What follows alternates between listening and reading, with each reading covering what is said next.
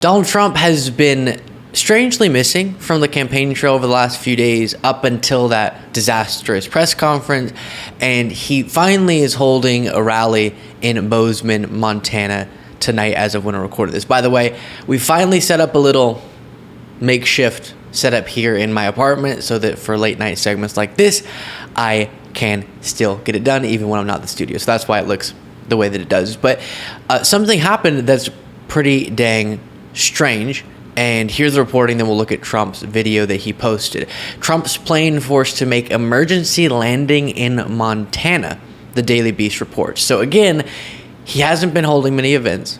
Finally, he's holding a major event in Bozeman, Montana, and some major troubles getting there. Former President Donald Trump's plane, Trump Force One, was forced to make an emergency landing in Billings, Montana on Friday ahead of his rally in Bozeman later that day, according to KTVH. KTVH reported that Trump's Boeing 757 had a mechanical issue, which forced it down 107 miles east of Bozeman, where he'll be speaking at Montana State University at 10 p.m. Eastern Time. So if there is anything notable from that speech now, as of when I'm recording this, it hasn't even started yet, probably because of this, and then Trump's also normally late to his speeches, but I'll jump on and do another segment if necessary. But he did post a video. Everyone's fine, so that's always good. But then this video is filled with a bunch of lies and dishonesty. And while his followers wait for him to finally appear in Bozeman, he is truth socialing as well, so we'll get to that. But here's the video he published when he landed in the wrong city because of this emergency landing. Just landed in a really beautiful place, Montana. So beautiful flying. Still not used to managing my own little control panel. Over, and you just look down, and that's the way it's supposed to be. But we have a very high rating in Montana. We have a lot of popularity. I like them, they like me. But I'm here to do some fundraisers, and most importantly to support Tim Sheehy, who's running for the U.S. Senate. And we think he's going to do really well. We're going to have a rally, and it'll be a lot of fun. And then tomorrow we're going to do some more different stops, different states, all good, all great people. And we're leading in all of the polls now. Just about every poll has us leading. They found out that So before we go further in this video, it is strange when there's reporting about emergency landing for you to jump on, release a video, and not really address that happened, but just get right back into the normal lies. The weird thing is, as we saw with this press conference that he held, he's now just asserting that the polls look great for him, even though the reason his campaign is panicking so much behind the scenes, justifiably so, is because the polls don't look good for him. And actually, Harris is leading in the average of national polls from both of the major pollsters or average of polling trackers, which is the 538 and the Real Clear Politics averages. So just sort of wishful thinking here. We're leading in all the polls because I want us to be. of the polls now, just about every poll has us leading. They found out that this is a phony that we're running against, a person that had no idea what she was doing on the border, has no idea what's happening with inflation, had no idea what they did when it came to Afghanistan, the most embarrassing day in the life of our country. There's never been anything so embarrassing. We should have gotten out with dignity and strength, not the way they got out. It's an embarrassment to our country. So we have a great campaign. We have something that's going to be really very important. It's called, we are going to make America great again. And it's going to happen very fast. We're going to become energy independent again. Prices are going to start going down, including for food, for energy, and everything else. And we're going to really do a job. Thank you very much.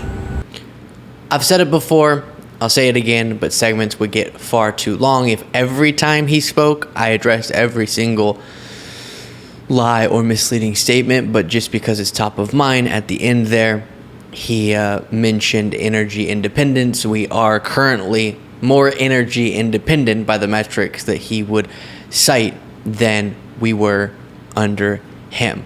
So, again, as his followers are waiting, we'll do a segment if it becomes notable, if anything comes of it. I'm sure something will, about that speech. And I saw a lot of people, and then I'll show you what else he's been truthing as he's probably traveling over to Bozeman.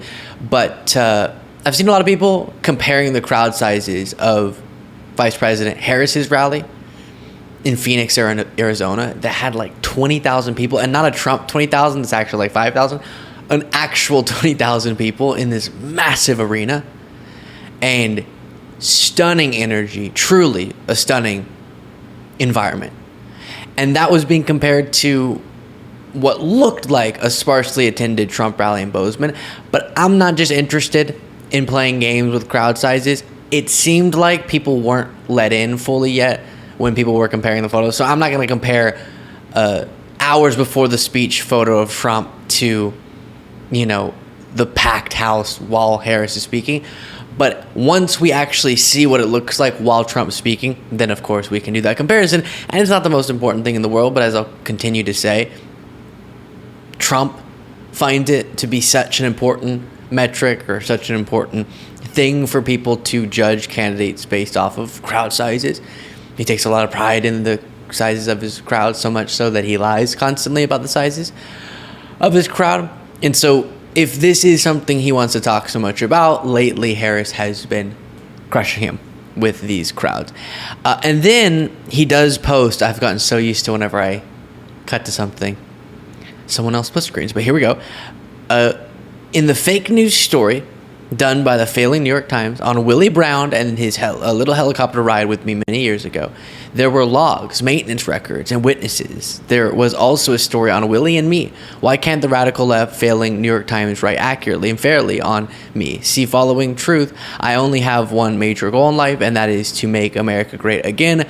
Wouldn't that be a good thing for the New York Times? Think of it. They could be great again. So I guess he's feeling insecure about the fact that Willie Brown came out and said that story about us in a helicopter and it almost crashing never happened. The person maybe you were thinking of is Jerry Brown. There's a record of you on a flight or a helicopter with Jerry Brown, but there was never an emergency landing or some sort of crisis, as Trump asserted. And I saw that Willie Brown went on some news outlet and was being asked about that, and have you ever been mixed up with Jerry Brown? He was like, no, very different people. But then you have Trump also posting this. 2 failing New York Times reporters questioned my story about a forced landing of a helicopter in a field with former mayor of San Francisco, Willie Brown, and others. First of all, it was in New Jersey, not California. It was Willie Brown, not former Governor Jerry Brown. So far, they are about as accurate as they are with their... So you get the point. He's very upset about that. Honestly, I find this to be a very unimportant thing because of the underlying points that people are making. Gosh, he calls Maggie Haberman Maggot Haberman, just really deranged stuff. Stand.